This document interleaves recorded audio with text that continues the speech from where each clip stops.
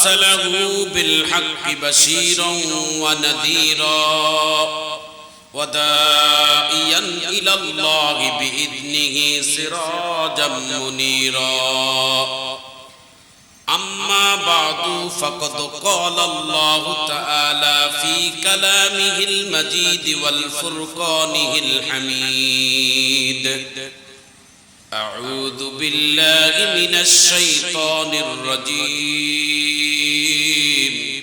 সবাই পড়ি একটু আল্লাহর পাক কালাম বিসমিল্লাহির রহমানির রহিম ولا تهنوا ولا تحزنوا وأنتم الأعلون إن كنتم مؤمنين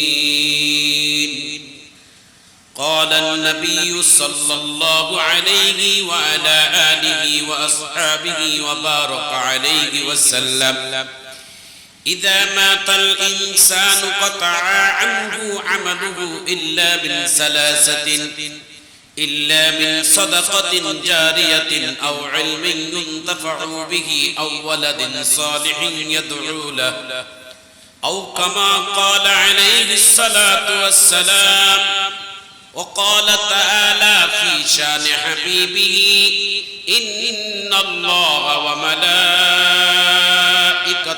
يصلون على النبي يا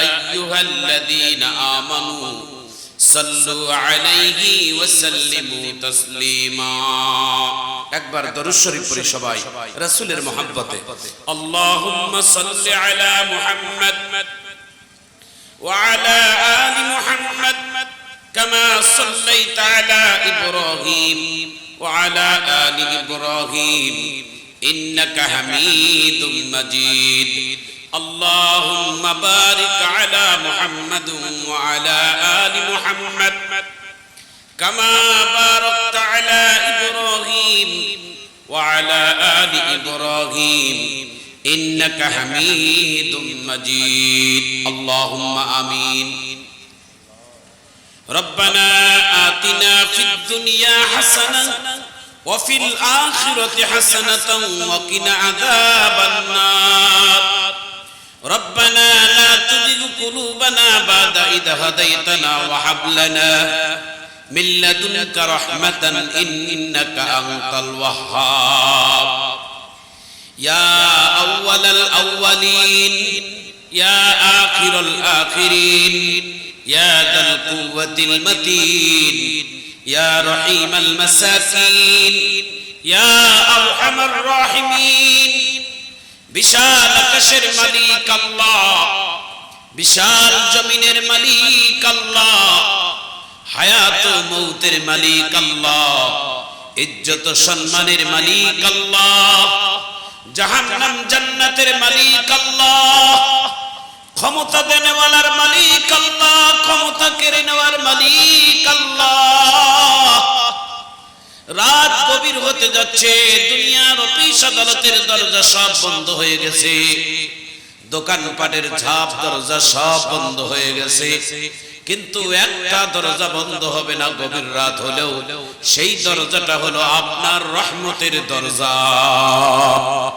আপনার কুদরতি নজর দিয়ে দেখেন আল্লাহ এই মাঠে কোরআনের বাগানে কোরআন শোনার জন্য আপনার আদরের বান্দা বান্দীরা অনেক দূর দূরান্ত থেকে এসে বসেছেন আপনার প্রিয় রাসূলের শানে দরুদ ও সালাম পাঠ করেছেন আপনার পাক কালামুল্লাহ থেকে কিছু আয়াত কারিমা তেলাওয়াত করে দুটি হাত বাড়িয়েছি আল্লাহ সবার জবান থেকে একটি আওয়াজ আল্লাহুম্মা আমিন আল্লাহুম্মা আমিন আল্লাহ আপনার কাছে ভিক্ষুকের মতো দুটো হাত বাড়িয়েছি আল্লাহ দুনিয়ার কোন ভিক্ষুক যদি কোন মহাজনের কাছে ভিক্ষা চায় ওই মহাজন যদি তাড়িয়ে দেয় ভিক্ষা না দেয় এই ভিক্ষুক আরেকটা কোন ভাইয়ের কাছে যায় ভিক্ষা চায় আমরা এমন ভিক্ষুক আর আপনি আমাদের এমনই মহাজন আপনার দরবারে হাত বাড়িয়েছি আপনি যদি ক্ষমা না করেন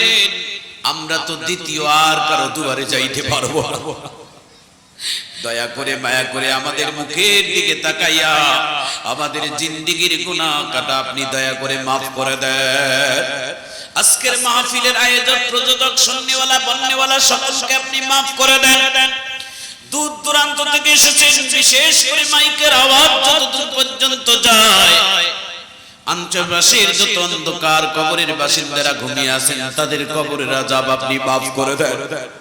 যাদের কানে মাইকের আওয়াজ যায় তাদেরকে মোহাব্বত ভালোবেসে কোরআনের মাহফিলে এসে বসার তৌফিক দিয়ে দেন।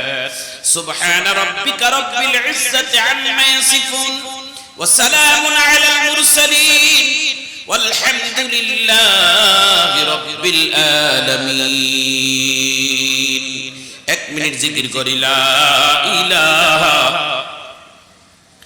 লা ইলাহা ইল্লাল্লাহ লা ইলাহা।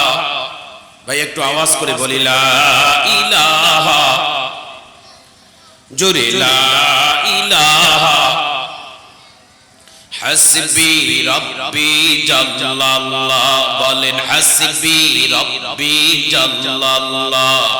মা ফি কলবি গায়রুল্লাহ, মা ফি কলবি গায়রুল্লাহ, আনতা মাওজুদু ইল্লাল্লাহ লা ইলাহা। ভাই একটু জোরে জোরে লা ইলাহা। সুবহানাল্লাহ আলহামদুলিল্লাহ লা ইলাহা ইল্লাল্লাহ লা ইলাহা ইল্লাল্লাহ লা ইলাহা। ভাইজান বহু দূরে মদিনা, ভাইজান বহু দূরে মদিনা, আমি কেমনে যাব মদিনা। দয়ার আল্লাহ দয়া করে, বলেন দয়ার আল্লাহ দয়া করে নিয়ে যাও মোরে মদিনা। লা ইলাহা লা ইলাহা ইল্লাল্লাহ লা ইলাহা ইল্লাল্লাহ। সুবহানাল্লাহ আলহামদুলিল্লাহ লা ইলাহা, জোরে জোরে লা ইলাহা ইল্লাল্লাহ লা ইলাহা। হায়াতের মালিক যেই আল্লাহ, বলেন হায়াতের মালিক, মৌতের মালিক সেই আল্লাহ। হায়াতের মালিক যেই আল্লাহ, মৌতের মালিক সেই আল্লাহ, আমারও মালিক সেই আল্লাহ। লা ইলাহা লা ইলাহা ইল্লাল্লাহ লা ইলাহা ইল্লাল্লাহ লা ইলাহা ইল্লাল্লাহ লা ইলাহা ইল্লাল্লাহ মুহাম্মাদুর রাসূলুল্লাহ সাল্লাল্লাহু আলাইহি ওয়াসাল্লাম। আমানতু বিল্লাহ সাদাকাল্লাহু মাওলানাল আযীম ওয়া সাদাকা রাসূলুহুন নাবিয়্যুল কারীম ওয়া নাহনু আলা যালিকা মিনাশ শাহিদিন ওয়াশ শাকিরিন ওয়ালহামদুলিল্লাহি রাব্বিল আলামিন।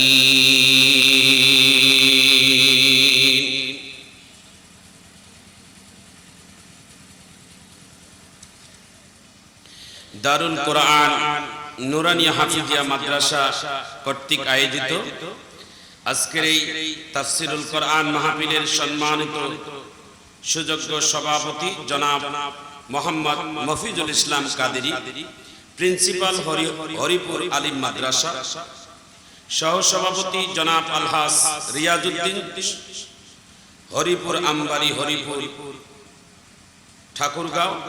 আজকের মাহফিলের গেস্ট অফ অনার জনাব অধ্যক্ষ জিয়াউল হাসান মুকুল, জনাব এস.এম. আলমগীর বিশেষ অতিথি, আমন্ত্রিত অতিথি। আজকের মাহফিলের যিনি আমার আগে আলোচনা করলেন মাওলানা মুফতি আসলামউদ্দিন, তারও আগে যিনি আলোচনা করেছেন হাফেজ কারি ইলিয়াস আমিন, আমন্ত্রিত ওলামায়ে কেরাম, আমার সামনে বসা দিন প্রিয়, ইসলাম প্রিয়, ধর্ম প্রিয়, প্রিয় মুসলমান ভাইয়েরা, বন্ধুতুল্য যুবক ভাইয়েরা, পিতৃতুল্য ময় মুরব্বী বাবাজিরা, জাতির শ্রেষ্ঠ সন্তান, আমার মাথার তাজ হযরতে উলামায়ে কেরাম ভাইয়েরা, ছোট ছোট সোনামণি বাবারা এবং পদ্মানিশীন, পদ্মার অন্তর আড়ালের সরলা সবলা মা ও বোনেরা, দাঁড়ানো বসানো যে যেখানে আছেন, আমার অন্তরের অন্তঃস্থল থেকে আবারও আপনাদেরকে সালাম দিচ্ছি। সকলে জবাব দিবেন আসসালামু আলাইকুম ওয়া রাহমাতুল্লাহ। সকলে জবাব দিয়ে বলবেন আপনারা কেমন আছেন? আলহামদুলিল্লাহি রাব্বিল আলামিন। সকল প্রশংসা আল্লাহ তাআলার জন্য, যিনি আমাদেরকে দুনিয়ার সমস্ত পেরেশান থেকে, টেনশন থেকে, গুনাহের কাজ থেকে বিরত রেখে আল্লাহ পাক এই রহমতি বরকতি সামিয়ানার নিচে কিছু সময়ের জন্য আল্লাহ আমাদেরকে বসার সুযোগ করে দিয়েছেন। সকলে অন্তর থেকে বলি আলহামদুলিল্লাহ। লক্ষ কোটি দরুদ ও সালাম মানব চরিত্রের মহান মুকুট, শাফায়াতের কান্ডারি, মুক্তির দিশারি, আশরাফুল আম্বিয়া, সাইয়্যিদুল মুরসালিন, খাতামান নবিয়্যিন, আপনার আমার প্রিয় নবী, সারা জাহানের নবী, সারা মাখলুকের নবী, রাহমাতুল লিল আলামিন নবী, বিশ্ব নবী, মানবতার ফেরিওয়ালা নবী জনাবে মুহাম্মদুর রাসূলুল্লাহ বলেন সাল্লাল্লাহু আলাইহি ওয়াসাল্লামের প্রতি দরুদ ও সালাম। আল্লাহুম্মা সাল্লি আলাইহি, আল্লাহুম্মা বারিক আলাইহি। প্রিয় ভাইয়েরা, প্রিয় বোনেরা, দীর্ঘ সময় প্রায় 11টা পার হয়ে যাচ্ছে, আর অল্প সময়ের মধ্যে আমরা 12টার মধ্যেই আল্লাহ যদি আমাদেরকে তৌফিক দান করে মুনাজাত করে আমরা এখান থেকে বিদায় হব ইনশাআল্লাহ। বলি আল্লাহ তাআলা কার কথায় কোন মানুষের হেদায়েত আসবে, কার কথায় কোন মানুষের পরিবর্তন হবে, এটা কেউ আমরা গ্যারান্টি দিতে পারবো না। সকলেই কোরআনের কথা বলেছেন মাগরিব পর থেকে এখন পর্যন্ত। আমার আগে যিনি আলোচনা করলেন অত্যন্ত একজন গর্বিত আলেম, একজন মুফতি মানুষ, বিশিষ্ট আলেমে দ্বীন। এক একটা ফুলের এক এক ধরনের ঘ্রাণ। কোরআনের কথা তো সবাই বলে, তবে আল্লাহ তাআলা তাদের কথার মধ্যে আল্লাহ তাআলা এক একজনের এক এক ধরনের ঘ্রাণ। গোলাপের এক এক ঘ্রাণ, তারপরে আপনার বিস্কিট ফুলের এক এক ঘ্রাণ, নানান রঙের নানান ফুলের সুগন্ধি ছড়ায়। তো কোরআনের কথা যারা বলে তারা হচ্ছেন সুগন্ধি। কোরআনের সুঘ্রাণটা মানুষের কাছে ছড়িয়ে দেই আমরা। এটা হলো আমাদের দাঈ ইলাল্লাহ, আমাদের দ্বীনের একটা কাজ। এই সিটে, এই চেয়ারের মধ্যে বসে আল্লাহর পবিত্র কোরআনের কথা আমরা যে বলছি, এটা অনেক বড় বিষয় নয়। এটা আল্লাহ তাআলা আমাদের প্রতি দায়িত্ব দিয়েছেন। এই দায়িত্বের একটি কাজ আপনাদের কাছে পৌঁছাই দেওয়াটাই আমাদের ঈমানি দায়িত্ব। আল্লাহ যেন আমাদেরকে কবুল করেন, আমিন বলেন। এজন্য আপনাদের সকলের কাছে আমি দোয়া চাই, আপনারা সবাই আমার জন্য দোয়া করবেন। আল্লাহ তাআলা এই গুনাহগারের জবান থেকে উক্ত বিষয়ের উপর কিছু গুরুত্বপূর্ণ নসিহত এবং আলোচনা আল্লাহ যেন বাহির করে দেন, আমিন বলেন। সবাই আওয়াজ তুলে বলেন তো ভাই, এই যে কথাগুলো বলতেছি, একটার পরে একটা কথা বলতেছি, আমি যে কথাগুলো বলবো এবং আরো বলবো, সামনে আরো অনেক কথা আছে, এই কথাগুলো বলার তৌফিক কে দিয়েছেন? আমি কি বলতে পারতাম? আমার ভাষা কে দিয়েছেন? আমার যে ভাষা, আমার যে জবান, আমার যে আওয়াজ, এ আল্লাহ তাআলা দিয়েছেন। আপনি দেখেন ভাই, এই আল্লাহর দেওয়া জবান দিয়ে, এই আল্লাহ তাআলার কণ্ঠ দিয়ে সারা বাংলাদেশে আমরা দ্বীনের দাওয়াত দিয়ে বেড়াচ্ছি। কণ্ঠটা যদি এখনই আমার বন্ধ করে দেয়, আমাকে কেউ আপনারা দাওয়াত দিবেন? কথা বলেন না কেন, দিবেন আমাকে? তাহলে এই কণ্ঠটা যে আল্লাহ দিয়েছেন, সেই আল্লাহর কণ্ঠের শুকরিয়া আমরা আদায় করি আলহামদুলিল্লাহ। এই যে আপনারা আলহামদুলিল্লাহ বললেন, এই যে সুবহানাল্লাহ বললেন, এটার সওয়াব আছে না নাই বলেন তো? আল্লাহ রাসূল জনাবে মুহাম্মদুর রাসূলুল্লাহ সাল্লাল্লাহু আলাইহি ওয়াসাল্লামের হাদিস, ক্বালা আন-নবী সাল্লাল্লাহু আলাইহি ওয়াসাল্লাম, সুবহানাল্লাহু তামলাউল মিজান ওয়াল হামদুলিল্লাহি তামলাউল মিজান।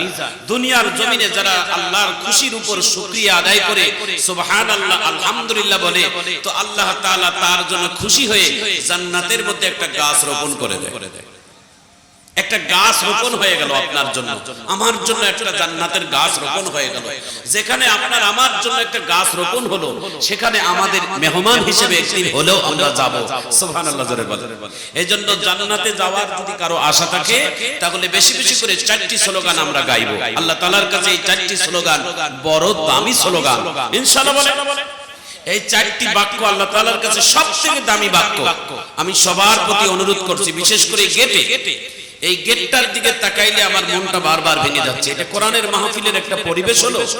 যারা দায়িত্ববান ভাইয়েরা, আমি সকলের প্রতি অনুরোধ করব, এই গেটের মধ্যে যারা দাঁড়িয়ে আছেন আপনারা তাদেরকে সালাম দিয়ে প্যান্ডেলের ভিতরে ঢুকিয়ে দেন। যারা এদিক ওদিকে আছেন আপনাদের সকলের প্রতি আমার মা বোনদের দৃষ্টি আকর্ষণ করছি, আপনারা পর্দার আড়ালের ভিতরে জায়গা আছে, আপনারা ওখানে বসে যান। এই মাহফিলে যারা ডিস্টার্ব দিবেন তাদেরকে জবাব দেওয়া লাগবে আল্লাহর কাছে, কারণ এটা কোরআনের মাহফিল, এটা কারো নিজস্ব কোনো জিনিস নয়। যেখানে কোরআন এবং হাদিসের আলোচনা হয়, এই জায়গায় যারা বেয়াদবি করবে আল্লাহ তাদের প্রতি লানত করবে।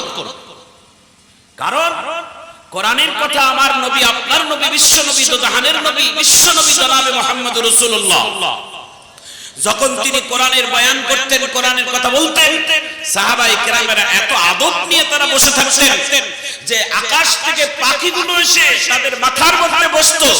পাখিগুলো বুঝতো না এটা মানুষ না গাছের ঠোঁট। সুবহানাল্লাহ বলবেন না?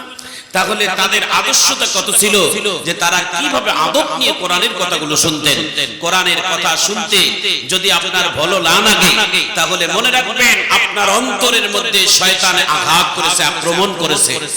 শয়তান আক্রমণ করার কারণে আপনাকে কোরআনের কথা ভালো লাগে না, এটা মনে রাখবেন। এটা অত্যন্ত দামি কথা।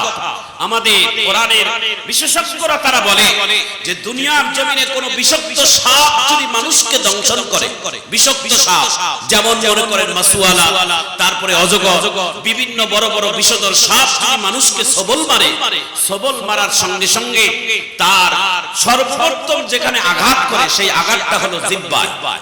সে আঘাতটা কোথায়? জিহ্বায়। অর্থাৎ জিহ্বার শ্বাসকে আল্লাহ তাআলা উঠাই নেয়। তার তিতটাকে তিতো লাগে, মিষ্টিটাকে মিষ্টি লাগে না, উল্টাপাল্টা সব লাগে। বিষধর সাপ যদি মানুষকে দংশনের মধ্যে যদি সর্বপ্রথম জিহ্বার মধ্যে আক্রমণ করে, তাহলে এই পৃথিবীতে যত বিষাক্ত জিনিস আছে সবথেকে মানুষের জন্য ভয়ানক বিষাক্ত হলো শয়তান। কি নাম? শয়তান। এই শয়তান যদি কোনো মানুষকে একবার বন্ধু বানায়, সর্বপ্রথম কোথায় আক্রমণ করে জানেন? গোটা শরীরে তা না, শয়তান মানুষকে আক্রমণ করে মানুষের ঈমানের সাতকে সর্বপ্রথম নষ্ট করে।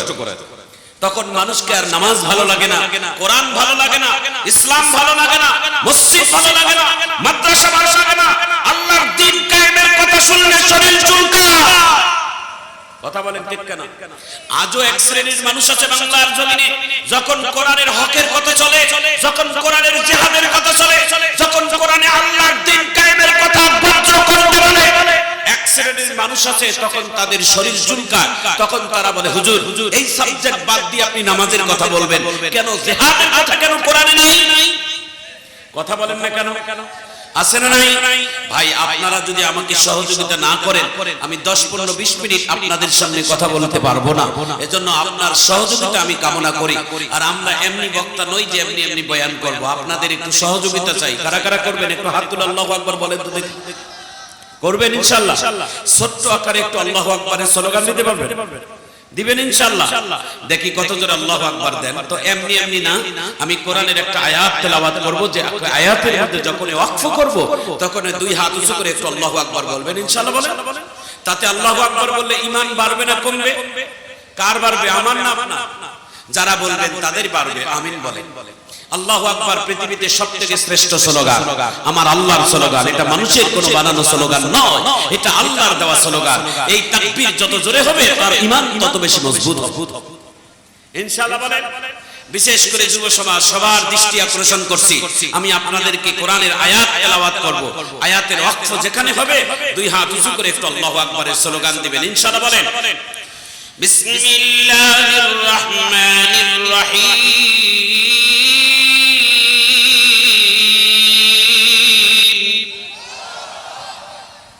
আমি সবার সাহায্য কামনা করি, বিশেষ করে যুবক ভাইয়েরা। একটু পরে আলোচনা যখন হবে তখন চোখের পানি ফেলাবেন। এটাই কোরআনের আকর্ষণ, এটা আমার নয়। আমি তো আমার আল্লাহর কোরআন শোনার জন্য এসেছি। আমার চেহারা আমার কণ্ঠ নয়, আমার কণ্ঠ শোনার জন্য নয়, আপনার আমার চেহারা দেখার জন্য নয়। আপনার যে মুখ আমার সেই মুখ, আপনার যে হাত আমার সেই হাত, আপনার অঙ্গে যা আছে আমার শরীরের অঙ্গেও তাই আছে। আমাকে কি দেখবেন আপনি? আপনিও তো আপনা আমার মতো, আমাকে দেখার জন্য নয়। আপনি যেই জন্য এসেছেন সেটা হলো আল্লাহর পাক কালামের রব্বানি শোনার জন্য। কথা বলেন ঠিক কিনা? এই কোরআনের আয়াত যখন তেলাওয়াত হবে জমিনের মধ্যে আল্লাহু আকবার বলবেন, আল্লাহর আরশে পৌঁছে যাবে। একটু চিৎকার দিয়ে জোরে কেন আমি দেখি কত জোরে আল্লাহু আকবার দেন।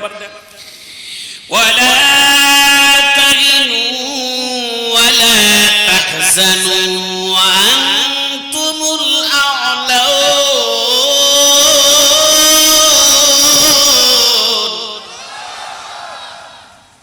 চতুর্দিক থেকে যখন আওয়াজ হবে বাজারের মানুষ, রাস্তার মানুষ সবাই কোরআনের আকর্ষণে আসতে বাধ্য হবে। এই কোরআনের কথা যখন আমার নবী বলেছেন তখন সেই মক্কার কাফেরেরা যারা সারাদিন বিরোধিতা করত, যারা আইন করত, যারা কোরআন থেকে মানুষকে শুনতে নিষেধ করত, তারা চুপ করে কোরআনের কথা শ্রবণ করত। এই কোরআনের আকর্ষণ কে দিয়েছে? এই কোরআনের জাদু আর মধু কে দিয়েছে? এই কোরআনের এত মধু আল্লাহ তাআলা নিজে দিয়েছেন। এই কোরআনের 14 পারার সূরা হিজরতের 9 নম্বর আয়াত আমি তেলাওয়াত করব, আর একটু জোরে আল্লাহু আকবার বলবেন। ইন্না নাহনু নাযালনা যিকরা ওয়া ইন্না লাহু লাহাফিজুন।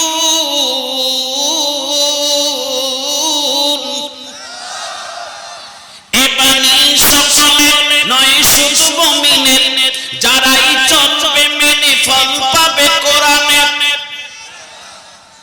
ঘরেই বলো কিংবা রাস্তে বলো, ঘরেই বলো কিংবা রাস্তে বলো, অশান্তি দূর করে শান্তি আনে। সমাধান চাও যদি জীবনে মরণে, ফিরে যাও খুঁজে নাও চোখ রাখো কোরআনে। আল্লাহর কোরআন যত বড় জীবন তত বড় নয়। কোরআন নিয়ে হাজার বছর বাঁচতে বড় ইচ্ছে হয়।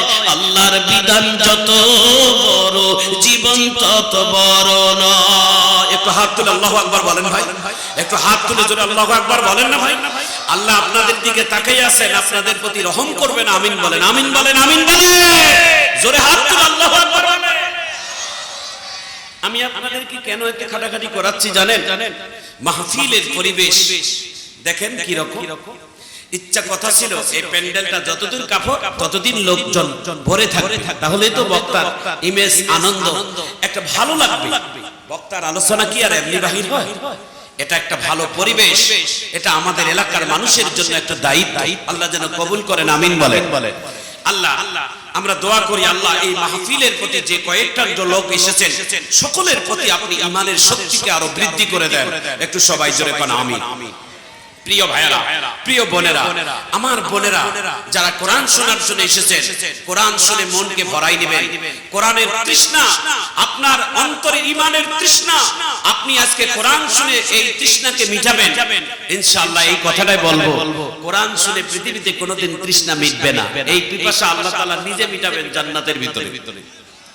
সুবহানাল্লাহ জোরে কর। এজন্য জান্নাতীরা যখন জান্নাতে যাবে জান্নাতীদের মুখগুলো শুকান শুকান থাকবে, এটা হাদিসের কথা, কোরআনের কথা। আল্লাহ তাআলা বলবেন, এই জান্নাতীরা তোদের ঠোঁটগুলো কেন শুকনা শুকনা? তাই আল্লাহ দুনিয়ার জমিনে আমরা তো অনেক ক্ষুধার্ত ছিলাম, এই জান্নাতের মধ্যে মজা করে আমরা তৃষ্ণা মিটাবো। বলে কিসের তৃষ্ণা? বলে আল্লাহ কোরআন শোনা, কোরআন বলা এখনো মনের তৃপ্তি মেটে নাই দুনিয়ার জমিনে। একটু আল্লাহু আকবার বলেন না কেন ভাই? বলে দুনিয়ার জমিনে কোরআনের আয়াত তেলাওয়াত করে, কোরআন পড়ে, কোরআন শুনে আমাদের তৃষ্ণা মেটে নাই। বলে কি মিটাবা? বলে আজকে মজা করে কোরআনের তেলাওয়াত শুনবো, এমন মজা পাবো যে আমাদের তৃষ্ণা যেন দূর হয়ে যায়। আল্লাহ বলবেন তাহলে কোরআনের তেলাওয়াতের ব্যবস্থা করা হোক। জান্নাতের মধ্যে একটা এমন মজমা তৈরি করবেন আল্লাহ তাআলা। আল্লাহ তাআলা বলবেন, এই জান্নাতীদের জন্য একটা মজমা তো বানাও। একটু আল্লাহু আকবার বলেন।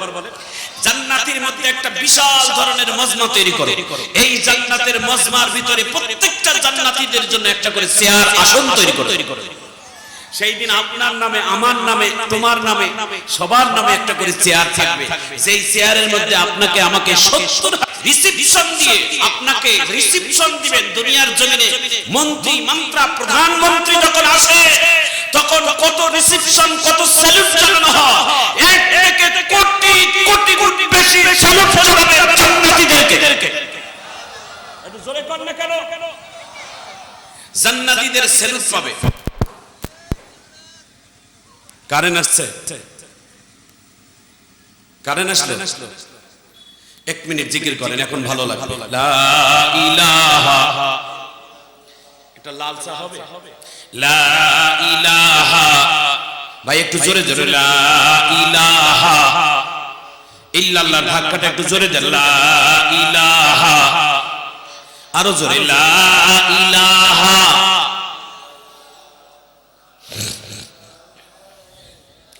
লা ইলাহা, লা ইলাহা। সাদু সুরুজার গ্রহ তারা, আমার আল্লাহ নামের পাগল পারা। মারহাবা মারহাবা। সাদু সুরুজার গ্রহ তারা, আমার আল্লাহ নামের পাগল পারা। আমার আল্লাহ নামের এত দয়া, আমার আল্লাহ নামের এত মায়া, লুকিয়ে রাখছেন সেই আল্লাহ। জোরে লা ইলাহা, লা ইলাহা ইল্লাল্লাহ, লা ইলাহা, লা ইলাহা ইল্লাল্লাহ, মুহাম্মাদুর রাসূলুল্লাহ সাল্লাল্লাহু আলাইহি ওয়াসাল্লাম। একটু মারহাবা কর ভাই। আপনাদের কোনো অসুবিধা নাই তো? না, আমি আপনাদেরকে একটি কথা বলবো, এই আকর্ষণ আমার নয় ভাই, এই আকর্ষণ আমার আল্লাহর কালামুল্লাহ। এই কোরআনের আকর্ষণে আপনারা একটু আমার দিকে তাকান। 30টা মিনিট আমি আপনাদের কাছে সময় নিচ্ছি। এই 30 মিনিটের মধ্যেই আমি মুনাজাত দিয়ে দেব ইনশাআল্লাহ। এই 30 মিনিটে আল্লাহ তাআলা যে কোন কথা আমার জবান থেকে বাহির করাবেন এটা আমি জানি না। আপনাদের দোয়া করবেন আল্লাহ তাআলা সেই কথাগুলো যেন আমার জবান থেকে বাহির করা, যে কথাগুলো আপনার আমার জীবনের হেদায়েতের একটা চাবিকাঠি বানিয়ে দেন। আমিন বলেন, আমিন বলেন। এজন্য আমরা আপনার কাছে সাহায্য কামনা করি, দোয়া কামনা করি। আপনারা সবাই দোয়া করবেন। ওমা তৌফিকে ইল্লা বিল্লাহ, আলাইহি তাওয়াক্কালতু ওয়া ইলাইহি উনীব। একটু চিৎকার দিয়ে জোরে বলেন আমিন। প্রিয় ভাইয়েরা, প্রিয় বোনেরা, আমি এখন আলোচনা শুরু করছি ধারাবাহিকভাবে। আপনারা অত্যন্ত মনোযোগী হন, আমার দিকে তাকান। জান্নাতের মধ্যে আল্লাহ তাআলা একটি করে চেয়ার দিবেন, যেই চেয়ারে কেউ কারো চেয়ারে বসতে পারবে না। যেমন দুনিয়ার জমিনে একজন আরেকজনের চেয়ার নিয়ে টানাটানি করে, একজন আরেকজনকে সরাই দিয়ে আরেকজন চেয়ারে বসাই দিয়ে বসতে পারলেই অনেক বড় ক্ষমতাবান মনে করে। কিন্তু জান্নাতের মধ্যে তা হবে না, তা হবে না।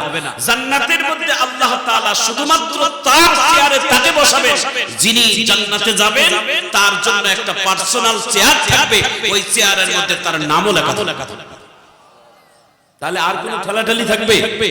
জান্নাতের মধ্যে আপনাকে চেয়ারের মধ্যে বসার আগে জান্নাতীদের মধ্যে আল্লাহ 4টি স্তর করবেন। প্রথম স্তর হবে নবীদের, দ্বিতীয় স্তর হবে সিদ্দিকদের, তৃতীয় স্তর হবে শহীদদের, চতুর্থ স্তর হবে আল্লাহওয়ালা মুমিনদের। একটু জোরে করুন আল্লাহু আকবার। সর্বনিম্ন যে স্তরটা হবে এটা হলো আল্লাহওয়ালা মুমিন মুত্তাকিনদের জন্য চেয়ার। একটি কথা মনে রাখবেন, নিম্ন চেয়ারটা যে ব্যক্তি পাবে তার চেয়ারটার দাম কত জানেন? দেখি কত শোনার পর কত জোরে আল্লাহু আকবার বলে। একটা চেয়ারে 4টি পায়া হয়, তাই না? 4টি খুঁটি হয়। একটা খুঁটি যদি জান্নাতের একটা খুঁটি যদি বিক্রি করানো হয়, আমার আপনার নবী বলেন জান্নাতের একটা চেয়ারের খুঁটি দিয়ে এই পৃথিবীকে 10 বার কেনা বেচা করলেও জান্নাতের একটা চেয়ারের খুঁটির সমতুল্য কোনোদিন হবে না। আল্লাহু আকবার, আল্লাহু আকবার। মজা পাবেন দেখবেন। জান্নাতের সেই চেয়ারটা আল্লাহ তাআলা আপনাকে দান করবেন। জান্নাতের চেয়ারে সবাই আসন গ্রহণ করবেন। জান্নাতের মধ্যে আল্লাহ তাআলা এইরকম একটা মঞ্চ বানাবেন, আমার দিকে তাকান, এরকম একটা মঞ্চ বানাবেন। এই মঞ্চের মধ্যে আল্লাহ তাআলা 2টি চেয়ার রাখবেন। 2টি চেয়ারের মধ্যে একটা চেয়ার আল্লাহ তাআলা নিজেই সভাপতির আসন গ্রহণ করবেন। নিজে বসবেন, সভাপতিত্ব করবেন। আমার আল্লাহ ডাক দিয়ে বলবেন, সকল নবীদের মধ্যে থেকে আমি আল্লাহ তাআলা পছন্দ করে একজন নবীকে প্রধান অতিথিকে হিসেবে আমন্ত্রণ করব। প্রধান অতিথি হিসেবে আমি জান্নাতের মধ্যে একজন নবীকে আমি আমন্ত্রণ করব। সকল নবীর মনের তামান্না, হয়তো আল্লাহ তাআলা আমারও নাম বলতে পারে, একজন একজন সবাই মনে মনে কল্পনা যে আমার নাম বলতে পারে। আল্লাহ তাআলাই জানেন যে ওনার জবান থেকে কোন নবীকে প্রধান অতিথির ঘোষণা দিবেন। এটা তো কোনো ছেলে ভোট হয় না, আর এখানে কোনো সুপারিশ হবে না। আল্লাহ তাআলাই জানেন যে কোন নবীকে প্রধান অতিথি বানাবেন। আল্লাহ তাআলা হঠাৎ করে ডাক দিয়ে বলবেন, দেখি কত জোরে আল্লাহু আকবার বলেন আমি নামটা বলার পর। একটু আল্লাহু আকবার জোরে বলবেন ইনশাআল্লাহ। জোরে বলেন ইনশাআল্লাহ। মুহাম্মাদুর রাসূলুল্লাহ।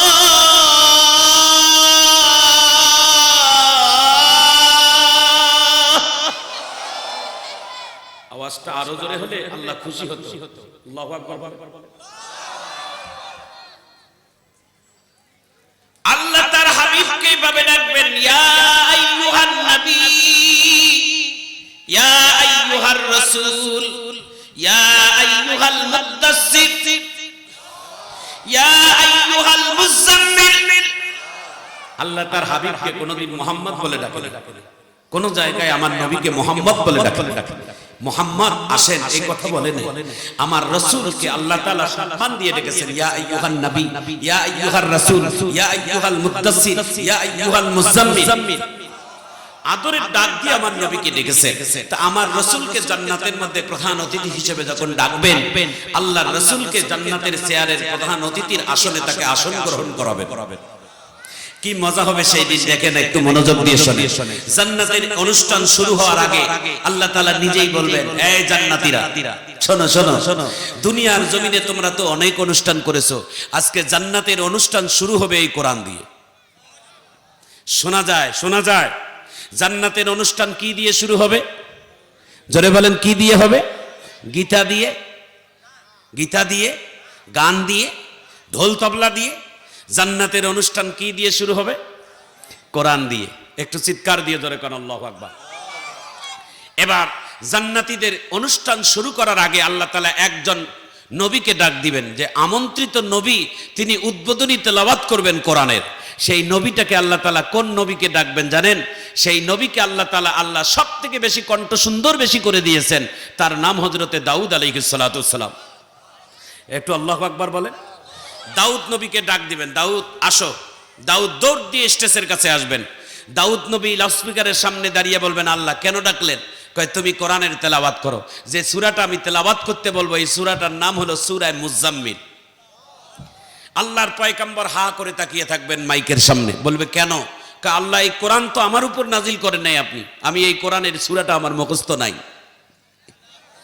আল্লাহ বলবেন মুখস্থ নাই? কয় না। আল্লাহ বলবেন ইকরা, তুমি খালি পড়তে বলছি পড়ো। যখন আল্লাহ বলবেন ইকরা, তখন পয়গম্বর দাউদ আলাইহিস সালাতু সালামের গোটা কোরআন শরীফটা আয়নার মতো মুখস্থ হয়ে যাবে। বলেন তো বাবা, যারা কোরআনের হাফেজ আছেন এখানে, কোরআনের হাফেজরা সূরাতুল ফাতিহা থেকে নাস পর্যন্ত যারা মুখস্থ করে, ওর বাপের ক্ষমতা নেই মুখস্থ করার, যদি আল্লাহ তাআলা সহজ করে না দেয়। কথা বলেন ঠিক কিনা? এই আল্লাহ তাআলা কোরআনের হাফেজদের প্রতি দয়া করে তাকে তৌফিক দান করে। ভাই, আল্লাহ যার প্রতি দয়া আছে সেই তো কোরআনের হাফেজ হয়। আমি মাঝে মাঝে বক্তৃতায় বলে থাকি, আটলান্টিক মহাসাগর যত বড় প্রশস্ত, এর থেকেও বড় হচ্ছেন আটলান্টিক মহাসাগরের থেকেও হচ্ছেন কোরআনুল কারীম বড়। আর আটলান্টিক মহাসাগরের থেকে ওই মতো একটা বিশাল সুপ্রিম ফুল আটলান্টিক মহাসাগরকে ঝিনুকের মতো একটা ছোট বাচ্চার কলবের মধ্যে কোরআনটা ঢুকাই দেয়। এটা মনে করবেন এটা কারো বাপের ক্ষমতা নয়, এটা আল্লাহ তাআলার দয়ার অনুগ্রহ ভালোবাসা ছাড়া কোরআনকে মুখস্থ করার ক্ষমতা কারো না। আমিন বলেন, আমিন বলেন। বাংলাদেশের হাফেজ তাকরিম, বিদেশের মাটিতে হাফেজ আবু রায়হান, কারি আবু রায়হান, হাফেজ নাজমুস সাকিব, এই বাচ্চাগুলো যখন বিদেশের মাটিতে মুসলিম দেশগুলোতে যায় কোরআনের প্রতিযোগিতা করে, আমাদের দেশটার দিকে তাকাইলে তখন বুকটা ভরে যায় যে এত ছোট একটা দেশের ছেলেগুলো আমাদের সেই বড় বড় ইসলাম রাষ্ট্রগুলোর সামনে যাইয়া কোরআনের প্রতিযোগিতায় তারা 1 নম্বর 2 নম্বর 3 নম্বর স্থান অধিকার করে। একটু আল্লাহু আকবার বলবেন না ভাই? আল্লাহ যেন আমাদের বাংলাদেশকে কোরআনের ঘাঁটি হিসেবে কবুল করে নেন। একটু জোরে বলেন না আমিন। আল্লাহ আল্লাহ আল্লাহ, আপনি আমাদেরকে মাফ করে দেন। একটু সবাই জোরে কোন আমিন। ভাইয়ারা আমার, বন্ধুরা আমার, দিলটাকে নরম করে দেন। 30 মিনিট সময় নিয়েছি আপনাদের সামনে, বেশি সময় আলোচনা করব না। আপনার আমার প্রিয় নবী, নবী মুহাম্মদুর রাসূলুল্লাহ সাল্লাল্লাহু আলাইহি ওয়াসাল্লাম বলেন, আমি নবীর কাছে আল্লাহর পক্ষ থেকে আল্লাহর ফেরেশতা জিবরাইল 1 বার 2 বার 3 বার 4 বার 5 বার 6 বার 100 বার 200 বার 300 বার 1000 বার নয়। শোনার পর দেখি কত জোরে আল্লাহু আকবার বলেন। আল্লাহ তাআলার পক্ষ থেকে জিবরাইল সমস্ত ফেরেশতাদের যিনি হচ্ছেন লিডার, সমস্ত ফেরেশতাদের যিনি হলেন সর্দার, তিনি 1 বার 2 বার নয় 24,000-এর উপর আল্লাহ তাআলা তার নবীর কাছে পাঠিয়ে দিয়েছেন। জোরে একটু হাত তুলে আল্লাহু আকবার বলে, জোরে বলেন আল্লাহু আকবার। 24,000-এর উপর আল্লাহ তাআলা তার নবীকে প্রেরণ করেছেন তার রাসূলের কাছে। কয়বার? 24,000 বার। যেমন তেমন ফেরেশতা নয়, ফেরেশতাদের যিনি হলেন সর্দার, যিনি হলেন লিডার, যাকে রুহুল কুদুস ফেরেশতা বলা হয়, তিনি 1 বার 2 বার নয় আল্লাহ তাআলা তার প্রিয় হাবিবের কাছে 24,000-এর অধিক তার নবীর কাছে পাঠিয়েছেন। ওহী নিয়ে এসেছেন, খবর নিয়ে এসেছেন, ভালো মন্দ জিজ্ঞাসা করার জন্য এসেছেন। এরপরে আর জিবরাইল আমার নবীর কাছে আসবে না। নবীর কাছে শেষ বিদায়, আজকে শেষ বিদায় নেওয়ার জন্য এসেছে। ভালো করে আমার দিকে তাকিয়ে থাকেন। জিবরাইল আজকে জীবনের শেষ আমার নবীর কাছে আসা, আর আসবে না। জিবরাইল ডাক দিয়ে বলে, ইয়া রাসূলুল্লাহ, ইয়া হাবিবাল্লাহ, জীবনে এতবার আপনার কাছে এসেছি, যা কোনো নবীর কাছে এতবার আল্লাহ তাআলা আমাকে পাঠায় নাই। একটু আল্লাহু আকবার বলেন। এতবার এসেছি আপনার কাছে, আস্তে আস্তে আস্তে আস্তে আপনি আমার বন্ধু হয়েছেন, আর আমি জিবরাইল, আমি আপনাকে বন্ধু বানিয়ে নিয়েছি। একটা আশ্চর্য ঘটনা শোনান। শোনার পর আল্লাহু আকবার বলেন। জিবরাইল আমার নবীর কাছে কোরআনুল কারীমের এই যে আয়াতগুলো নিয়ে এসে আমার নবীকে দিয়েছিল, আর জিবরাইল যখন আয়াতটা দিয়ে যায়, যখন জিবরাইল চলে যাবে, আল্লাহর নবী ডাক দিয়ে বলে, জিবরাইল থামো, কোরআনটা শুধু দিয়ে যাবেন শেষ তা নয়, যে আয়াতটা দিয়ে গেলেন এই আয়াতটা একটু ধরেন, আমি আপনাকে শোনাই। এখন জিবরাইলকে যখন আমার নবী শোনায়, জিবরাইল মুস্কি হাসি দিয়া বলে, ইয়া রাসূলুল্লাহ, খালি আপনি শোনাবেন আমি শুনবো তা নয়, এখন আপনি আমি তেলাওয়াত করব, আপনি শোনেন। একজন একজনকে কোরআনের তেলাওয়াত শুনিয়ে দিতেন। আল্লাহ তাআলা 2 জনে কোরআনের হাফেজ হয়েছে। একজন আরেকজনের সঙ্গে শোনানোর কারণে 2 জনে কোরআনের হাফেজ হয়েছেন। তাহলে পৃথিবীর জমিনে সর্বপ্রথম কোরআনের হাফেজ হচ্ছেন মুহাম্মদুর রাসূলুল্লাহ, দ্বিতীয় কোরআনের হাফেজ হচ্ছেন হযরতে জিবরাইল আলাইহিস সালাম। একটু চিৎকার দিয়ে একটু হাত তুলে আল্লাহু আকবার বলেন না ভাই। এই পৃথিবীর জমিনে যত মানুষ কোরআনের হাফেজ হবেন, সকল কোরআনের হাফেজরা জিবরাইল আর আমার নবীর সঙ্গে বন্ধু হবেন। কোরআনের হাফেজদেরকে খাটো চোখে দেখার বিষয় নয়। সে যদি সাধারণ হাফেজও হয়, তবুও তাকে নামাজের কাতারে, আল্লাহ রাসূল বলছেন, যদি একটা জামাতের মধ্যে ইমাম না থাকে, মনে করে নির্ধারিত ইমাম নেই, কিন্তু আপনার জামাত খাড়া হয়ে গেছে, বড় বড় শাইখুল হাদিস, বড় বড় মুফতি সাহেব উপস্থিত আছে, কিন্তু ওই জামাতের মধ্যে একটা কোরআনের হাফেজ সাহেব আছে, নামাজের ইমামতির দায়িত্ব কোরআনের হাফেজ সাহেবকে সামনে দাও। আল্লাহু আকবার বলেন। নামাজের ইমামতির দায়িত্ব একজন কোরআনের হাফেজকে দাও, শাইখুল হাদিস পিছনে থাক, কোরআনের হাফেজ সব সামনে থাকবে, কারণ হাদিসের আগে কোরআনটাই তো থাকবে। আল্লাহু আকবার বলেন। আমার ভাইয়েরা, আমার বন্ধুরা, যারা আমাদের মেয়েরা কোরআনের হাফেজ, বাংলাদেশের অনেক কন্যারা এখন কোরআনের হাফেজ হচ্ছে, মারহাবা কর। বাংলাদেশের ঘরে ঘরে কোরআনের হাফেজা আল্লাহ তাআলা তৈরি করে দিচ্ছে। একজন মা যদি কোরআনের হাফেজা হয়, একজন মা যদি কোরআন পড়নেওয়ালা হয়, আল্লাহ তাআলার অশেষ মেহেরবানি, ওই পরিবারটা সুখের পরিবার হবে, জান্নাতি পরিবার হবে। একটু চিৎকার দিয়ে জোরে কর আল্লাহু আকবার। একটা আশ্চর্য ধরনের ঘটনা শোনাই, 2 মিনিট যদি সময় থাকে, তারপর আমার সাবজেক্টের দিকে যাব। আপনারা যদি শুনতে চান তাহলে একটু হাত তুলে আল্লাহু আকবার বলে দেখান। না এমনি বলবো না, একটু হাত তুলে দেখাইতে হবে যে জোরে হাত তুলে আল্লাহু আকবার বলেন। জোরে একটা তাকবীরের আওয়াজ দিয়ে বলেন আল্লাহু আকবার। আমার কথা কি আপনারা বুঝতে পারতেছেন? আপনাদেরকে ভালো লাগবে ইনশাআল্লাহ, ভালো লাগবে, কোরআনের কথাই ভালো লাগার কথা, জোরে বলেন আমিন। লন্ডনের ভিতরে একটা বিশ্ববিদ্যালয়ে, তো লন্ডনের মধ্যে তো যে ইংলিশ মিডিয়াম স্কুল নয়, লন্ডন তো ইংলিশেই কথা বলে, লন্ডন বিদেশের মাটিতে তো ইংলিশেই কথা বলে। সেই লন্ডনের মধ্যে একটা স্কুলে অনেক ছোট ছোট বাচ্চারা স্কুলের ক্লাস করে। ক্লাসের ফাঁকে একদিন হঠাৎ করে উস্তাদ শিক্ষক ডাক দিয়ে বলে, এই বাবারা, ছাত্ররা, ক্লাসের 10 মিনিট আগে ক্লাস বন্ধ করে দিয়ে ক্লাসের টিচার ডাক দিয়ে বলে, তোমাদের ম্যান্ডেট, তোমাদের অন্তরের, তোমাদের অনুভূতিগুলো জানতে চাই যে তোমরা বড় হয়ে কি কি ডিগ্রি অর্জন করবা এবং কোথায় কোথায় চাকরি করবা, তোমাদের অনুভূতিগুলো জানাও।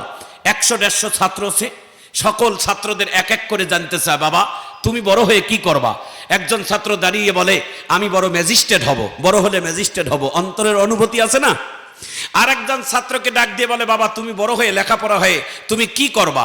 বলে, আমি একজন জজ সাহেব হব, মানুষের বিচার করব। আর একজন ছাত্রকে প্রশ্ন করে, বাবা তুমি বড় হয়ে কি করবা? বলে, আমি একজন অনেক বড় উকিল হব, ব্যারিস্টার হব, আমি মানুষের উপকার করব, যুক্তি দিয়ে লড়াই করে আমি মানুষের কল্যাণ করব। বলে, তাই? আরেকজন ছাত্রকে ডাক দিয়ে বলে, তুমি কি হবা? বলে, আমি একজন জেনারেল ক্যাপ্টেন হব। আরেকজন কি হবা? বলে, মেরিন ইঞ্জিনিয়ার হব। আরেকজন কি হবা? বলে, অনেক বড় মাস্টার হব, অনেক বড় উকিল হব। এই বিভিন্ন বিজনেসম্যান বড় বড় চাকরিজীবী হতে চায়, বড় বড় সাহিত্যিক পণ্ডিত হতে চায়। সবার শেষে একটা বাচ্চাকে ডাক দিয়ে বলে, বাবা তুমি কি হবা? তোমার ফোনের স্বপ্নটা কি হবে বলো তো? বাচ্চাটা ডাক দিয়ে বলে, স্যার আমার অনুভূতিটা কি জানতে চান? বলে, কি? আমি মদিনার সাহাবীদের আদর্শ হব। একটু চিৎকার দিয়ে ধরে কান আল্লাহু আকবার। বাচ্চাটার কথা শোনার পর লন্ডনের শিক্ষকের মাথা ঘুরে গেছে। লন্ডনের শিক্ষক ডাক দিয়ে বলে, এ বাচ্চা, তুমি জানো এই লন্ডনের ভিতরে যেমন তেমন স্কুলে যেমন তেমন এই ছাত্ররা চান্স পায় না। লন্ডনের ভিতরে সব থেকে দামি স্কুল এটা। এই স্কুলের মধ্যে যারা চান্স পায় তারা তো পরীক্ষা দিয়ে দিয়ে ভালো মেধাবী ছাত্র ছাত্রীরা চান্স পায়। এরা তো বাংলা বিশ্বের মধ্যে বড় বড় অফিসার হবে। তো সবার অন্তরের অনুভূতি জানতে চাইলে সবাই বড় বড় অফিসার হতে স্বপ্ন দেখেছেন তারা। তো তোমার মনের কথা যখন আমি জানতে চেয়েছি, তুমি এমন একটা ডিগ্রির কথা বললা যে ডিগ্রির নাম আমার বাপদাদার 14 গোষ্ঠী আমি শুনি নাই।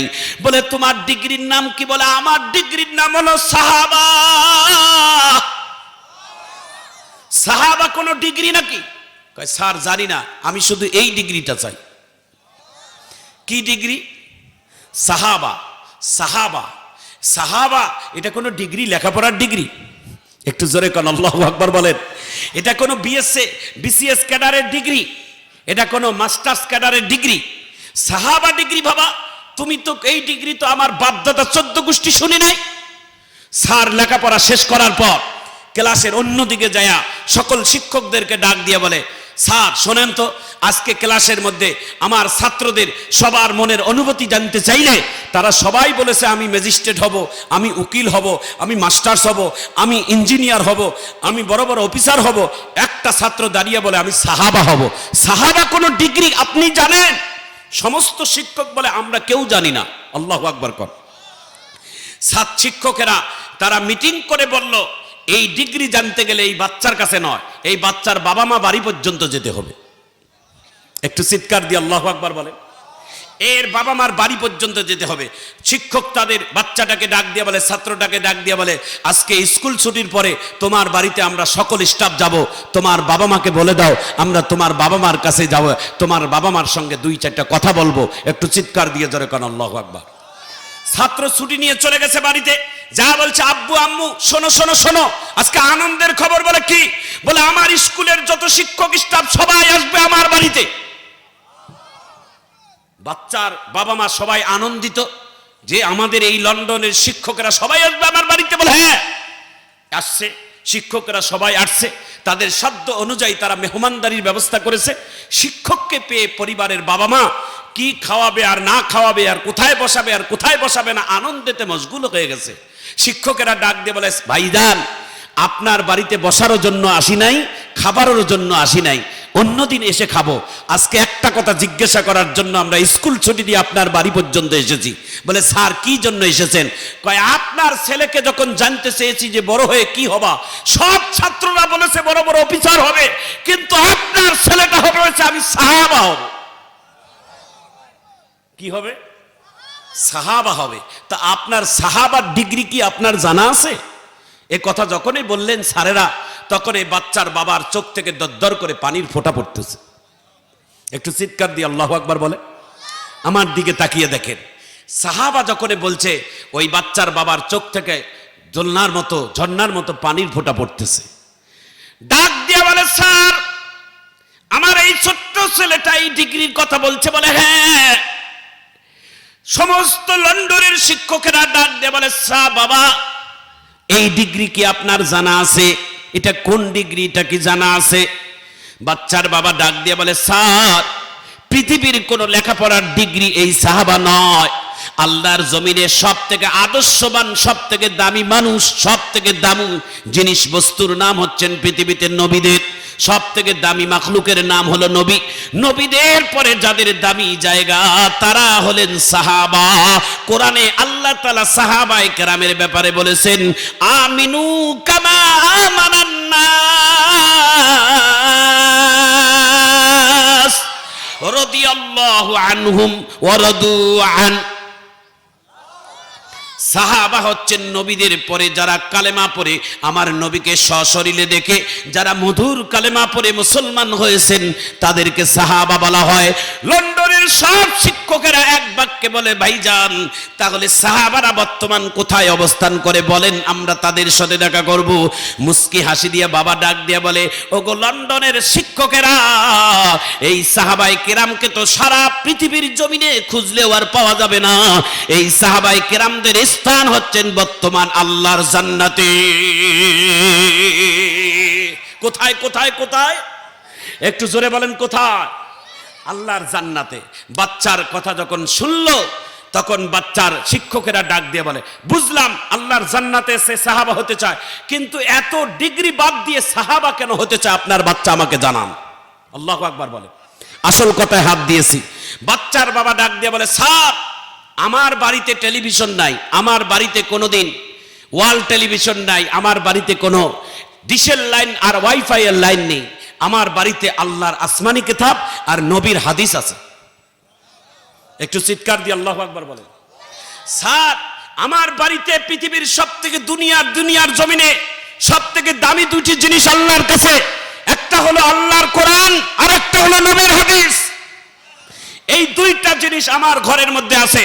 প্রত্যেকদিন সকাল আর সন্ধ্যাবেলা খাবারের পরে আমার বাড়িতে সাহাবায়ে কেরামের একটা জীবনের ইতিহাস সুন্দর একটা বই কিতাব রাখছি। প্রত্যেকদিন খাবারের আগে পরে এই কিতাবটা তালিম করানো হয়। আর ওই সাহাবায়ে কেরামের জীবনের ইতিহাস শুনে শুনে আমার বাচ্চাটা সাহাবায়ে কেরামের আদর্শ হতে চায়। এটা ছাড়া আর কোনো ডিগ্রি নয়। শিক্ষকেরা ডাক দিয়ে বলে, আমার ছাত্র যেই ডিগ্রি অর্জন করতে চেয়েছে, আজ থেকে আমরা সবাই এই ছাত্রের হাতে হাত মিলে আমরাও সাহাবায়ে কেরামের আদর্শ গ্রহণ করতে চাই।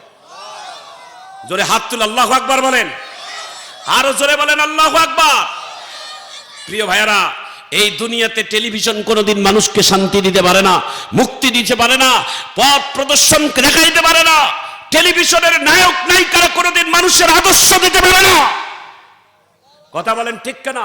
নায়ক নায়িকা গায়ক গায়িকারা মানুষকে পথ ভুলা করে, রাস্তা ভুলা করে দেয়, মানুষের চরিত্র নষ্ট করে দেয়। কথা বলেন ঠিক কিনা? মনের দুঃখে একটা কথা বলে যাই, আপনারা শোনেন।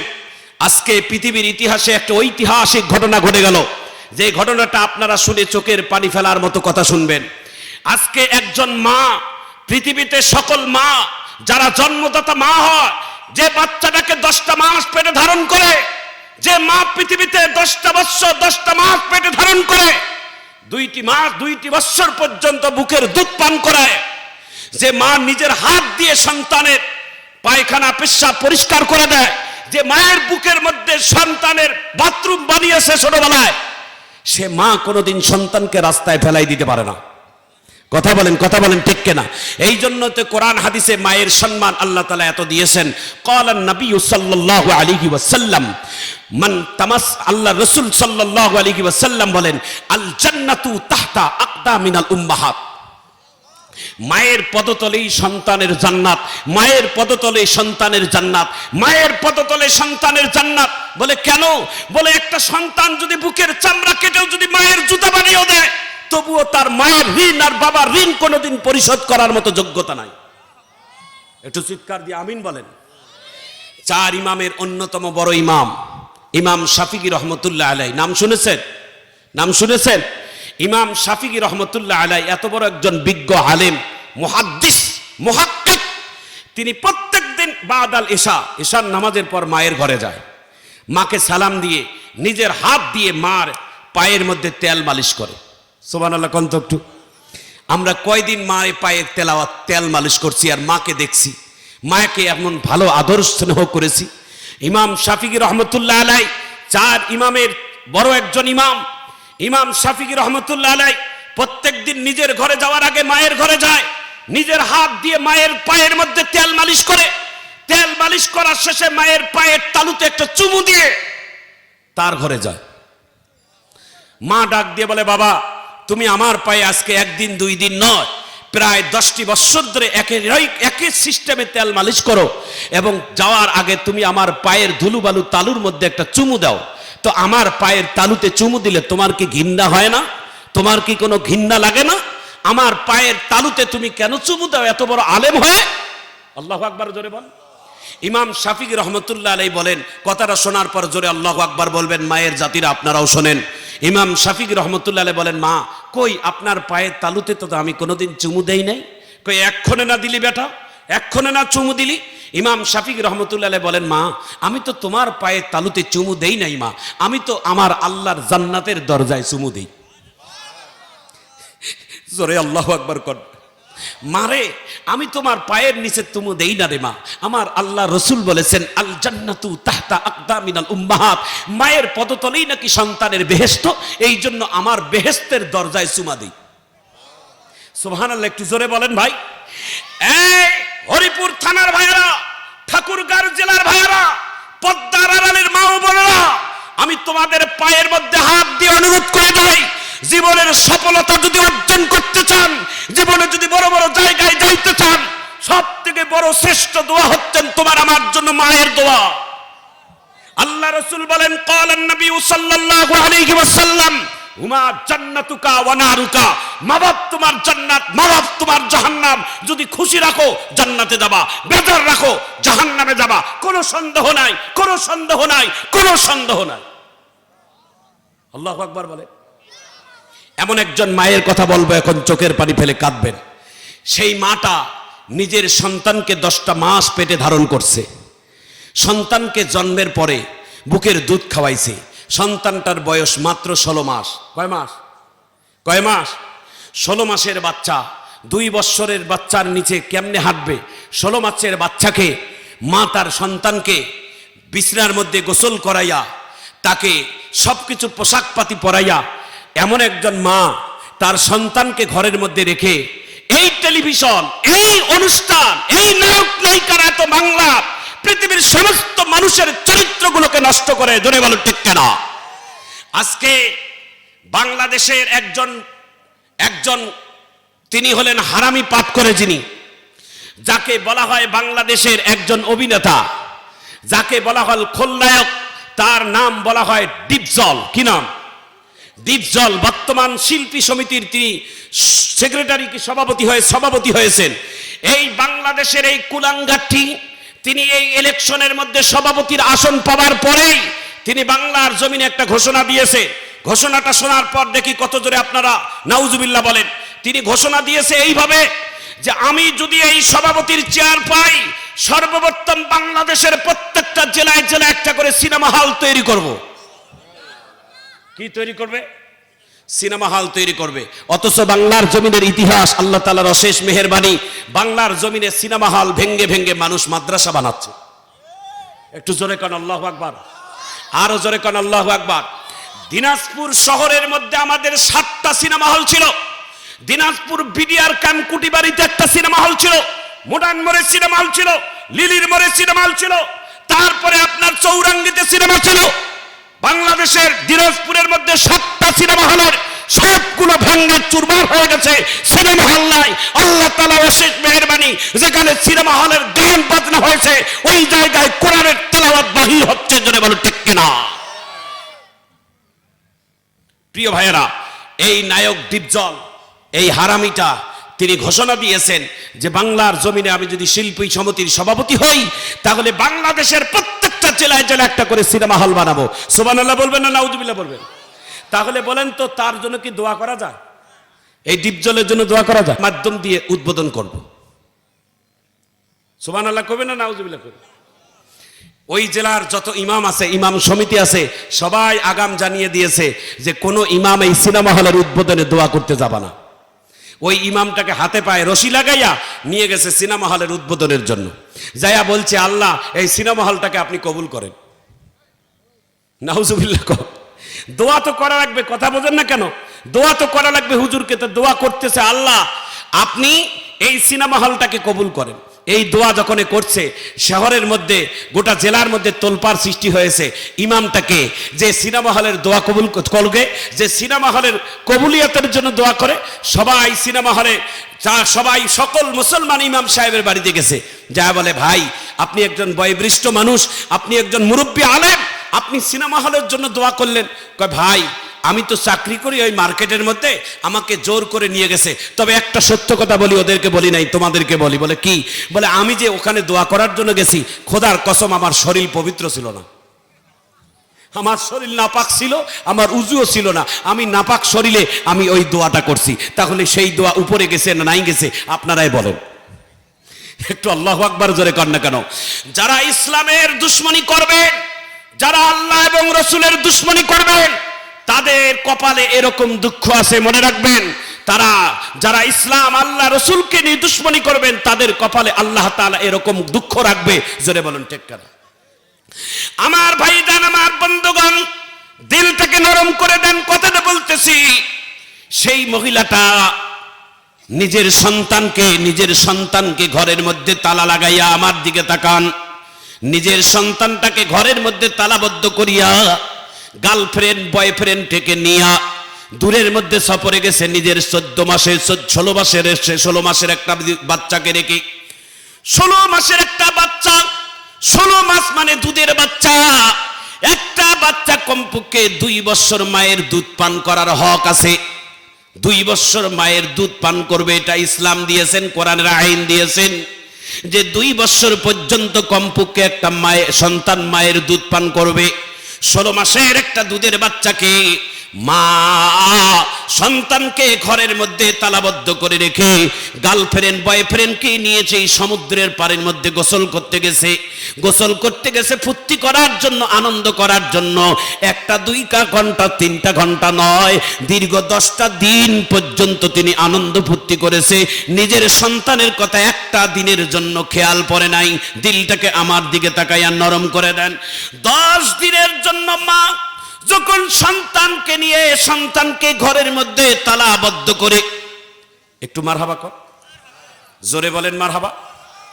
আমাদের প্রধান অতিথি আমাদের এসে গেছেন, একটু তেনার জন্য একটা সম্মান স্বরূপ আপনারা সবাই একটা মারহাবা বলেন তো। নারায়ে তাকবীর, জোরে বলেন নারায়ে তাকবীর, নারায়ে তাকবীর। এত আস্তে তাকবীর দেন আপনারা? হ্যাঁ, আপনাদের এলাকার একজন মুরব্বী, আপনাদের এলাকার একজন নেতা, আপনাদের এলাকার একজন সম্মানজনক, আল্লাহ যাকে সম্মান দেয়, আমাদেরও দায়িত্ব তাকে সম্মান দেওয়া। একটু চিৎকার দিয়ে জোরে কোন আল্লাহু আকবার। এই জন্য আমরা আমাদের মেহমানকে আমরা গ্রহণ করলাম। আল্লাহ যেন তেনাকেও মাফ করে দেন। আজকের মাহফিলের সওয়াব আল্লাহ আমাদেরকে যা দিবেন ওনাকেও যেন তার থেকে বেশি দান করে। আল্লাহ তাআলা যেন কবুল করেন, আমিন বলেন। আমার দিকে তাকান ভাই। মা তার সন্তানকে, 16 মাসের সন্তানকে ঘরের মধ্যে তালাবদ্ধ করে রেখে, সন্তানকে গালাবদ্ধ করে রেখে একটা বয়ফ্রেন্ড গার্লফ্রেন্ডের সঙ্গে 10 দিন পর্যন্ত ওই সমুদ্রের পাড়ের মধ্যে আনন্দ উপভোগ করলো। আর উপভোগ করার পর 10 দিন পর যখন ঘরের মধ্যে আসছে, এই বাচ্চাটা 10 দিন পর্যন্ত খাবার পায় নাই। নিজের নিজের পেশাব পায়খানা নিজে করে এই বাচ্চাটা স্কুল ছুটির ঘটনা আপনারা দেখেছেন। বাথরুমের মধ্যে একটা বাচ্চাকে তালাবদ্ধ করে রাখার পর 10 দিন পর বাচ্চাটা না খেয়ে যেমন মারা গেছে, পৃথিবীর ইতিহাসে এই একটা বাচ্চা যে নিজের মা তার জানা সত্ত্বে ঘরের মধ্যে তালাবদ্ধ করে রেখে নিজের সুখ শান্তির জন্য তিনি 10 দিন পর্যন্ত যাপন করার পর যখন ঘরে ফিরছে, এসে দেখে তার বাচ্চাটা দুনিয়ায় নাই, তার বাচ্চাটা জিহ্বাকে কামড় দিয়ে দুনিয়ার থেকে বিদায় হয়ে গেছে। প্রশাসনের কাছে যখন এই খবরটা চলে গেছে, প্রশাসন তাকে গ্রেফতার করে ও দেশের রাষ্ট্রীয়ভাবে তাকে যখন আইন করেছে, হাতে পায়ে ব্যারিকেড, পায়ের মধ্যে ব্যারিকেড লাগাইয়া তাকে প্রশ্ন করেছে যে তুমি কেমন মা, তুমি তার এই সন্তানকে পেটে ধারণ করেছো? বলে হ্যাঁ। বলে এই সন্তানকে পৃথিবীর যে সকল দুষ্ট আকৃতির মা হলো বেশ্যা পতিতালও যদি হয় তবুও তার নিজের সন্তানকে তার জীবনের থেকে বেশি ভালোবাসে। শুধু মা না, সমস্ত জীবজন্তুর মধ্যেও কিন্তু সন্তানের প্রতি ভালোবাসা আছে না নাই? জোরে বলেন আছে না নাই? এই সন্তানের মা কি মা? এই মা তার নিজের সন্তানকে ঘরের মধ্যে তালাবদ্ধ করে 10টা দিন আনন্দ করার পর যখন ঘরের মধ্যে আসলো, এসে দেখে বাচ্চাটা মারা গেছে, তবুও তার অন্তরের মধ্যে একটু অনুভূতি বা চোখের পানি পড়ে নাই সন্তানটার জন্য। সন্তানটার জন্য চোখের পানি না পড়লে প্রশাসনের দৃষ্টি যখন চলে গেছে, প্রশাসন তাকে গ্রেফতার করে জিজ্ঞাসাবাদের জন্য তাকে গোপন জায়গার মধ্যে নিয়ে জিজ্ঞাসা করতেছে। তিনি উল্টা শাসাই বলতেছে যে এই সন্তানটা আমাকে জন্মের পর থেকে আমাকে যন্ত্রণা করে, আমাকে অনেক যন্ত্রণা করেছে, আমাকে অনেক কষ্ট দিয়েছে, সে মরে গেছে, আমার কোনো দুঃখ নাই। আজকে পৃথিবীর মানব জাতির কাছে পৃথিবীর সকল মাকে তিনি কলঙ্কিত করেছে এই মহিলাটা। বর্তমান সে দেশের গভর্নমেন্ট তাকে যাবজ্জীবন জেল দিয়েছে। আপনারা বলেন, পৃথিবীর সৃষ্টির থেকে আল্লাহ তাআলা মায়ের অন্তরের ভিতরে, বাবার অন্তরের ভিতরে সন্তানের ভালোবাসা কে দিয়েছেন? একটু জোরে বলেন, কে দিয়েছেন? এই ভালোবাসার কারণে তো আল্লাহ তাআলার রাসূল বলেছেন, ক্বালান নবী সাল্লাল্লাহু আলাইহি ওয়াসাল্লাম আল জান্নাতু তাহতা আকদামিনাল উম্মাহাত, আল জান্নাতু তাহতা আকদামিনাল উম্মাহাত। এই জন্য তো তোমাদের মায়ের পদতলে আমি তোমাদের জন্য জান্নাতের ব্যবস্থা করে দিয়েছি। সুবহানাল্লাহ বলেন। প্রিয় ভাইয়েরা, প্রিয় বোনেরা, আজকের আলোচনার সাবজেক্টের এটাও একটা সাবজেক্ট। জীবনে কোনোদিন বাবা মাকে অন্তরে কষ্ট দেব না, বাবা মায়ের মনে আঘাত দেব না, বাবা মাকে কোনোদিন জুদা করে দেব না, বাবা মাকে কোনোদিন আমরা বৃদ্ধাশ্রমে দেব না, এই কল্পনাও কোনোদিন আনবো না। প্রিয় ভাইয়েরা, আমি যদি ভিক্ষা করে রক্ত বিক্রি করেও যদি আমাকে খেতে হয় আমার বাবা মাকে খাওয়াবো, তবুও আমি আমার বাবা মাকে আলাদা খাওয়াবো না। ইনশাআল্লাহ বলে, জোরে বলেন ইনশাআল্লাহ। আমরা কোনোদিন বাবা মাকে আমরা খারাপ চোখে দেখব না, কারণ আল্লাহর রাসূল কি বলছেন জানেন? শোনার পর আল্লাহু আকবার বলবেন। আমার নবী বলেছেন, পৃথিবীতে যদি কোনো সন্তান বাবা মার মনে কষ্ট দেয় আর এই সন্তানটা যদি কাবা শরীফের দরজায় যাইয়া যদি দোয়া করে, তার দোয়া আল্লাহর কাছে কবুল হবে না। আল্লাহর কাছে কোনোদিন দোয়া কবুল হবে না। এই জন্য আমাদের প্রতিজ্ঞা, আমরা কোনোদিন বাবা মার মনে কষ্ট দেব না। একটু চিৎকার দিয়ে আমিন বলেন তো দেখি, জোরে হাত তুলে আমিন বলেন। আমার ভাইয়েরা, আচ্ছা থামেন, হ্যাঁ বুঝছি, আল্লাহ যেন কবুল করেন, আমিন। আমার ভাইয়েরা, আমার বন্ধুরা, 2-3 মিনিটের মধ্যে আলোচনাটা লাইনে উঠাই দিচ্ছি। আল্লাহর নবীর কাছে কয়বার এসেছেন? 24,000-এর উপর আমার নবীর কাছে জিব্রাইল এসেছেন। কি জন্য এসেছেন? আল্লাহর কাছে ওহী দেওয়ার জন্য। আল্লাহর নবীকে ওহী দেওয়ার জন্য এসেছেন, একবার দুইবার নয়, 24,000 বারের মতো বেশি আমার নবীর কাছে এসেছেন জিব্রাইল। নবীর কাছে সর্বশেষ জিব্রাইল আসার পর আল্লাহর নবী তাকে জিজ্ঞাসা করলেন, ওগো জিব্রাইল, আপনি বললেন এটাই নাকি আপনার আমার কাছে আসা শেষ, আর কোনোদিন আসবেন না? তার মানে আমি নবী দুনিয়ার থেকে চলে যাওয়ার পালা এখন। আমি হয়তো কিছুক্ষণের মধ্যে দুনিয়ার থেকে চলে যাব, আর হয়তো বিশ্ব নবীকে দুনিয়াতে পাবা না। আমি নবী না আসলে আপনি কি আমার এই দুনিয়াতে আসবেন, উম্মতের কাছে আসবেন? জিব্রাইলকে জিজ্ঞাসা করলেন, আমার আপনার নবী। আল্লাহর ফেরেশতা জিব্রাইল ডাক দিয়ে বলে, ওগো পয়গম্বর, আপনার কাছে একবার দুইবার নয়, 24,000-এর উপর আমি আপনার কাছে এসেছি ওহী দেওয়ার জন্য, আপনার ভালো মন্দ জিজ্ঞাসার জন্য। আপনি যখন কোনো মুসিবতে পড়েছেন, আপনার মুসিবত মিটানোর জন্য আমাকে আল্লাহ তাআলা আপনার সমাধান করার জন্য পাঠিয়েছেন। আপনি নবী দুনিয়া থেকে যাওয়ার পর আপনি জিজ্ঞাসা করেছেন আমি দুনিয়াতে আসবো কিনা, আর আসলেও আমি কি দিয়ে যাব আর কি নিয়ে যাব। আল্লাহর ফেরেশতা জিবরাইল আমার দিকে তাকান, জিবরাইল ডাক দিয়া বলে, ইয়া রাসূলুল্লাহ, ইয়া হাবিবাল্লাহ, আপনি নবী দুনিয়ার থেকে যাবার পর আর কোনদিন ওহী নিয়ে আসবো না। ওহীর দরজার মধ্যে তালা লাগিয়ে দিল আল্লাহ। আমার নবীর ইন্তেকালের পরে আর কোন ওহী আসবে? ওহীর দরজায় তালা লেগে গেল। এই তালার চাবি তো আর কোন নবীদের হাতে, জিবরাইলের হাতে নাই, আমার আল্লাহর হাতে থাকবে। কিয়ামত পর্যন্ত এই চাবি আর কাউকে দেওয়া হবে না। ওগো নবী, তবে যেই কথা জিজ্ঞাসা করেছেন আমাকে, আমি জিবরাইল এই পৃথিবীতে আসবো কিনা, বলে হ্যাঁ আসবো। তবে একবার, দুইবার, তিনবার নয়, আপনি নবীর ইন্তেকালের পরে আমি জিবরাইল 10 বার এই পৃথিবীতে আসবো। কয়বার? একটু জোরে বলেন, কয়বার? 10 বার পৃথিবীতে আসবো। 10টা বার আপনার এই পৃথিবীতে এসে আপনার উম্মতের কাছে আসবো। তবে আমি কোনো দেওয়ার জন্য আসবো না, নেওয়ার জন্য আসবো। 40-24,000 বার এসেছি, শুধু দিতে এসেছি, আপনাকে দিয়ে দিয়ে গেছি, একটা বার নিয়ে যাই নাই। আপনি ইন্তেকালের পরে আমি জিবরাইল 10 বার এই পৃথিবীতে আসব। 10 বারের মধ্যে 10টা নিয়ামত এই দুনিয়া থেকে উঠাই নিয়ে দেব। 10টা নিয়ামত উঠাই নেওয়ার শেষ দিকে আল্লাহ তাআলা ইসরাফিল দিয়ে এই পৃথিবী থেকে কিয়ামত কায়েম করে দিবেন। মুফাসসিরিন কেরাম বলেন, আল্লাহওয়ালারা বলেন, রাইসুল মুফাসসিরিন কেরাম বলেন, বিশ্ব নবীর ইন্তেকালের পরে আল্লাহর ফেরেশতা জিবরাইল 10টা নিয়ামতের মধ্যে 8টাই নিয়ে গেছে, আর মাত্র 2টা বাকি আছে। এই 2টা বাকি যেই দিন উঠে যাবে, সেই দিন আর দুনিয়া থাকবে না, কিয়ামতের মাঠ পরিণত হয়ে যাবে। যারা যারা শুনতে চান 2 হাত উঁচু করে একটু আল্লাহু আকবার বলে দেখান। এইভাবে হাতটা নাড়া দিয়ে জোরে কোন আল্লাহু আকবার, একটু আওয়াজ তুলে বলেন আল্লাহু আকবার। আমার ভাইয়েরা, আমার বন্ধুরা, আল্লাহর ফেরেশতা জিবরাইল ডাক দিয়ে বলেন, পয়গম্বর, সর্বপ্রথম যেই জিনিসটা আমি দুনিয়ার জমিন থেকে আপনার ইন্তেকালের পর উঠিয়ে নেব, সেই জিনিসটা কি জানেন? শোনার পর আল্লাহু আকবার বলেন।